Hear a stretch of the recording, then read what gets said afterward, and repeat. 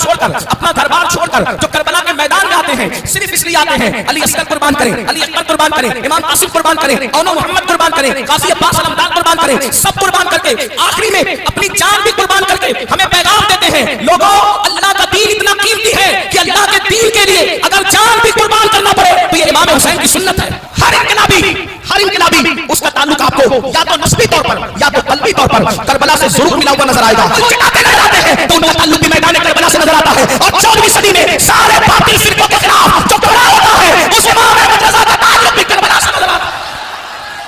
ہر انقلابی اس کا تعلق آپ کو یا تو نسبی طور پر یا تو قلبی طور پر کربلا سے ضرور ملا ہوا نظر آئے گا. جو قومیں امام حسین سے اپنے رشتے کو منقطع کر لیتی ہے, اپنے رشتے کو کاٹ لیتی ہے, وہ قومیں بزدل ہو جاتی ہے, وہ قومیں آوارہ ہو جاتی ہے. آئیے بہت طویل گفتگو نہ کرنے کی بجائے میں اختصار کے ساتھ کام لیتے ہوئے 2-3 باتیں عرض کرتا ہوں. مسلمانوں اللہ اکبر, اللہ کے رسول علیہ السلام نے ارشاد فرمایا احب اللہ من احب حسینا, جس نے میرے حسین سے محبت کی اس سے اللہ محبت کرتا ہے, جس نے میرے حسین سے محبت کی اس سے اللہ محبت کرتا ہے. اللہ اکبر. اس کا مطلب یہ ہے اگر اللہ کا محبوب بننا ہے تو مولا حسین سے امام علی مقام سے محبت کرو, ان سے پیار کرو. لیکن ایک چیز آپ سے عرض کرنا چاہتا ہوں, اے میری قوم کے جوانوں, آج آپ اتنی بڑی تعداد میں ذکر اہل بیت سننے کے لیے آئے ہیں, لیکن ایک تھوڑی سی گفتگو میرے درد دل کے حوالے سے آپ کی خدمت میں پیش کرنا چاہتا ہوں. اگر آپ توجہ فرمائیں تو بڑی خوبصورت سی بات عرض کروں. اللہ اکبر. اللہ نے آپ کو جوانی عطا کی ہے, اللہ نے آپ کو خوبصورت جوانی دی ہے, اللہ نے آپ کو طاقت دی ہے, اللہ نے آپ کو قوت دی ہے. دیکھو جو جس سے محبت کرتا ہے, جو جس سے پیار کرتا ہے, وہ اس کی اداؤں کو اپناتا ہے, وہ اس کی اداؤں پر عمل کرتا ہے. مثال کے طور پر اگر ایک باپ سے بیٹا محبت کرتا ہے تو بیٹا کہتا ہے میرے باپ نے اتنی محنت کر کے دولت جمع کیا, میرے باپ نے اتنی محنت کر کے گھر بنایا, میرے باپ نے اتنی محنت کر کے پراپرٹی کو اکٹھا کیا, اب میں اس کی دولت کو کیسے ضائع کروں, اب میں اس کی دولت کو کیسے خطرے میں ڈالوں. اللہ اکبر. آپ مجھے بتائیں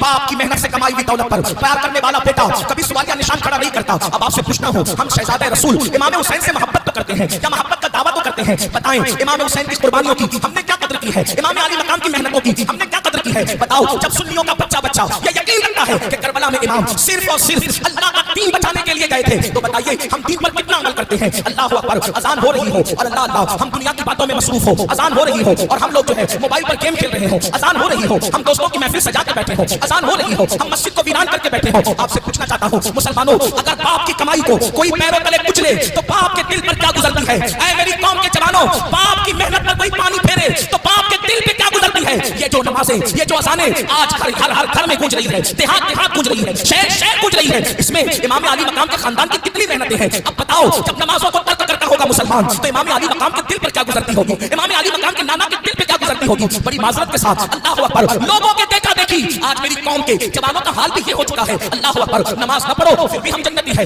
کچھ پاک نہ رہو پھر بھی ہم جنتی ہے, نشے میں ڈوبے رہو پھر بھی ہم جنتی ہے, عورتوں پہ پاک کی نظر ڈالتے رہو پھر بھی ہم جنتی ہے. یاد رکھنا مسلمانوں, جنت اتنی سستی نہیں ہے, جنت اتنی آسان نہیں ہے. اللہ اکبر. یاد رکھو. آؤ میں تمہیں بتاؤں حسین کون سی ہستی کا نام ہے. لوگ پوری زندگی نمازوں میں گزارتے ہیں پھر بھی جنتی ہے یا نہیں اس کی کوئی گارنٹی نہیں, مگر سنو اللہ اکبر. میرے امام کی شان یہ ہے, امام حسین کی, اور ان کے بھائی کی شان یہ ہے کہ پیدا ہوتے ہی میرے آقا نے ان کو جنتی جوانوں کا سردار بنا دیا اور فرمایا الحسن والحسین سیدہ شباب اہل الجنہ. حسن اور حسین جنتی جوانوں کے سردار ہیں.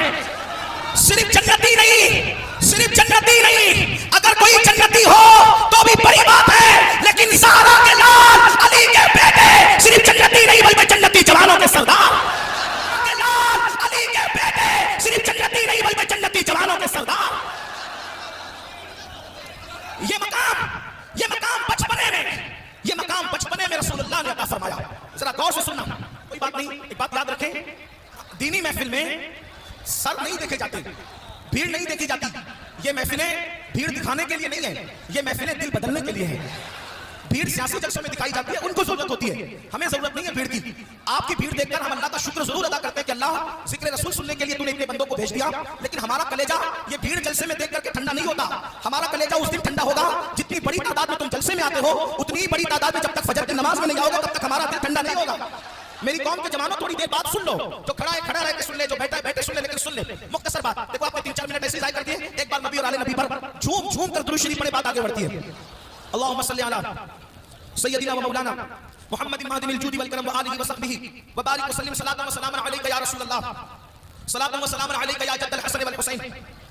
بچپنے ہی میں اللہ کے رسول صلی اللہ علیہ وسلم نے دونوں شہزادوں کو یہ مقام عطا کیا. کیا حسن اور حسین جنتی جوانوں کے سردار ہیں.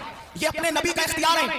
جس کو چاہتے ہیں جنت ہبا کرتے ہیں, جس کو چاہتے ہیں جنت بیچ دیتے ہیں, جس کو چاہتے ہیں جنتی جوانوں کا سردار بنا دیتے ہیں. اس کی عکاسی عقیدے کی عکاسی کرتے ہوئے, ان اختیارات کی عکاسی کرتے ہوئے اعلیٰ حضرت کے سچے جانشین اپنے دو مصروں میں کہتے ہیں جہاں بانی عطا کر دیں بھری جنت ہبا کر دیں, جہاں بانی عطا کر دیں بھری جنت ہبا کر دیں. نبی مختار کل ہیں جس کو جو چاہے عطا کر دیں, نبی مختار کل ہیں جس کو جو چاہے عطا کر دیں. اور جہاں میں ان کی چلتی ہے وہ دم میں کیا سے کیا کر دیں, زمین کو آسمان کر دیں, سریا کو سنا کر دیں. حضور کا اختیار ہے.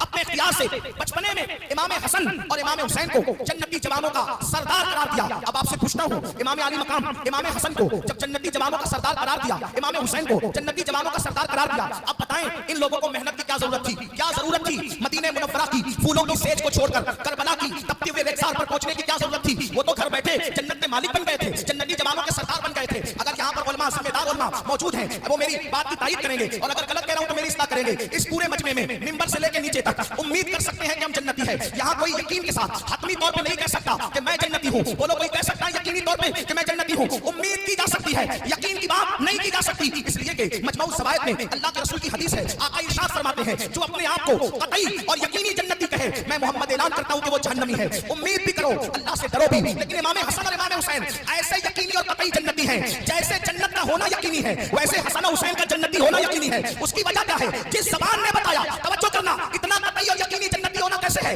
جس زبان نے بتایا کہ جنت ہے اسی زبان نے بتایا کہ حسن اور حسین جنتی جوانوں کے سردار ہیں.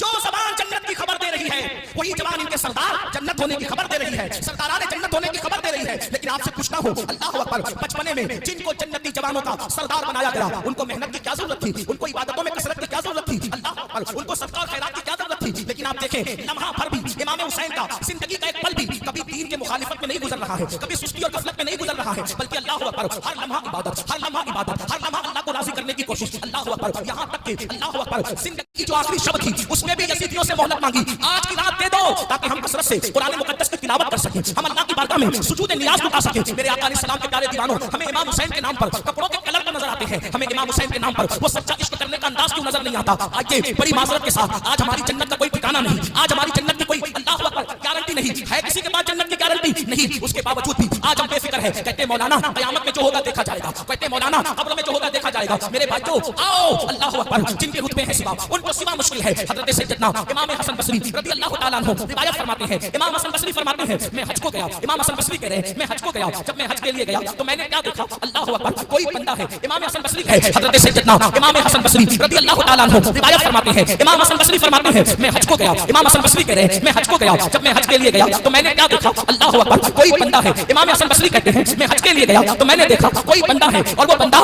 زمین سے ایسے چپکا ہوا ہے, زمین سے ایسے لگا ہوا ہے جیسے گیلا کپڑا, جیسے گیلا کپڑا زمین پہ رکھو وہ کپڑا کیسے زمین پہ چپک جاتا ہے, ایسے ہی کوئی بندہ زمین پہ چپکا ہوا ہے اور اللہ کی بارگاہ میں وہ بندہ دعا کر رہا ہے, اے اللہ میری مغفرت فرما دے, اے اللہ میری مغفرت فرما دے, اے اللہ میری مغفرت فرما دے. اور وہ روتا ہے, اس کے آنسو سے داڑھی تر ہوتی ہے اور داڑھی سے آنسو ٹپک ٹپک کر زمین پر ہوتی ہے. میں تڑپ گیا, یا اللہ یہ کوئی دیہاتی تو نہیں, یا اللہ یہ کوئی دیہات کا رہنے والا تو نہیں, شاید اس دیہاتی کو کسی وائس نے, کسی کم پڑھے لکھے مقرر نے زیادہ اللہ کا خوف دلا دیا, اس لیے کہ اللہ سے خوف بھی, اللہ کا خوف بھی ہونا چاہیے اور اللہ سے امید بھی رکھنا چاہیے. ایمان امید اور خوف کی درمیانی کیفیت کا نام ہے. جو خوف رکھ کر نا امید ہو جائے یہ بھی مومن کی شان نہیں, اور جو امید اتنی کر لے کہ بے خوف ہو جائے یہ بھی مومن کی شان نہیں. ایمان امید اور خوف کے بیچ کی درمیانی کیفیت کا نام ہے. تو حضرت امام حسن بصری فرماتے ہیں اس رونے والے, اس آہو پکا کرنے والے شخص کے حوالے سے میں نے سوچا شاید کسی کم پڑھے لکھے قصہ کو وائس نے اتنا ڈرا دیا اس دیہاتی کو کہ یہ بیچارہ رو رو کر جان نہ دے دے. لیکن جب لباس دیکھا, لباس پہ توجہ دی, امام حسن بصری کہتے ہیں جب میں نے لباس پہ توجہ دی تو اس وقت میں نے سوچا یہ لباس تو شہزادوں کا لباس ہے, یہ کسی دیہاتی کا لباس نہیں. اس کے بعد سجدے کے انداز نے بتایا یہ کسی دیہاتی کے سجدہ کرنے کا انداز نہیں. ایسے میں اللہ سے دعا کرنے لگا, اے اللہ اس بندے کو توفیق دے کہ یہ جلدی سر کو سجدے سے اٹھائے, کہیں اس کی روح نہ نکل جائے, کہیں اس کی جان نہ نکل جائے. یہ مغفرت کے لیے رو رہا ہے, یہ اللہ کے خوف سے رو رہا ہے, یہ اللہ کے عذاب کو یاد کر کے رو رہا ہے,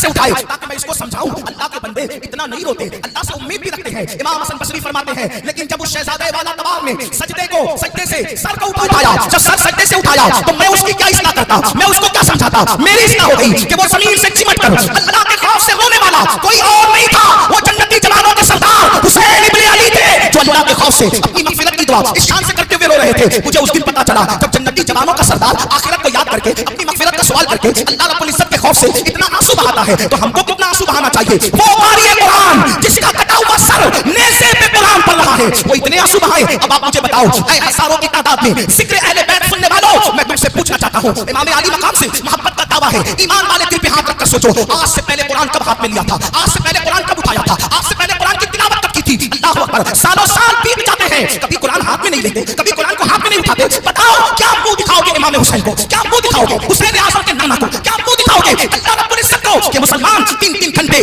فلمیں کو دیکھتا تھا, مسلمان گھنٹہ سیریل کو دیکھتا تھا, مسلمان گھنٹہ جب وہ موبائل پر گیم کو کھیلتا تھا, مسلمان گھنٹہ دوستوں کے ساتھ گپ شپ کرتا تھا, اس کو ٹائم نہیں تھا تو اللہ کے قرآن کی تلاوت کے لیے نہیں تھا. صوفیاء کرام فرماتے ہیں بہت سارے جوان تو ایسے ہیں جن کو قرآن پڑھنا نہیں آتا, انگلش سیکھی تاکہ نوکری ملے, توجہ کرنا, انگلش سیکھی تاکہ نوکری ملے, کالج میں گئے تاکہ اچھا رشتہ ملے, مستقبل سمجھ جائے, ہے نا, یہ سیکھا وہ سیکھا. نادان انسان, تو نے سب سیکھا, کیا تو نے اللہ کی کتاب بھی سیکھی, کیا تو نے قرآن بھی سیکھا. 80% مسلمان ہیں جن کو قرآن پڑھنا نہیں آتا. صوفیاء کرام فرماتے ہیں جس نے دنیا میں قرآن پڑھنا نہیں سیکھا وہ قیامت کے دن انڈا اٹھایا جائے گا, وہ انڈا اٹھے گا. پوچھنا چاہتا ہوں کمپیوٹر سیکھنے کے لیے ٹائم نکالنے والے میرے بھائی, میں تجھے سلام کرتا ہوں, بالکل تو کمپیوٹر سیکھ, گاڑی سیکھنے والے گاڑی بھی سیکھ, جو سیکھنا ہے سب سیکھ, لیکن یاد رکھ جو سیکھے گا وہ دنیا میں کام آئے گا, اگر قرآن سیکھ لے گا تو وہ دنیا میں بھی کام آئے گا, وہ میدان معیشت میں بھی کام آئے گا. اور یاد رکھنا قرآن سیکھنے کے لیے تم جیسے ذہین جوانوں کو 3 مہینے سے زیادہ کا وقت نہیں لگے گا. کیوں نہیں سیکھتے قرآن, بتاؤ. جو دنیا میں انڈا ہے وہ بھکاری بنتا ہے کہ نہیں بنتا, جو دنیا میں انڈا ہے وہ محتاج بنتا ہے کہ نہیں بنتا, جو دنیا میں انڈا ہے اللہ اکبر لوگوں پہ بوجھ بنتا ہے کہ نہیں بنتا. لوگ کہتے ہیں آنکھ نہیں ہے, نین ہے تو چین ہے, نین نہیں تو چین نہیں. آپ سے پوچھتا ہوں مسلمانوں,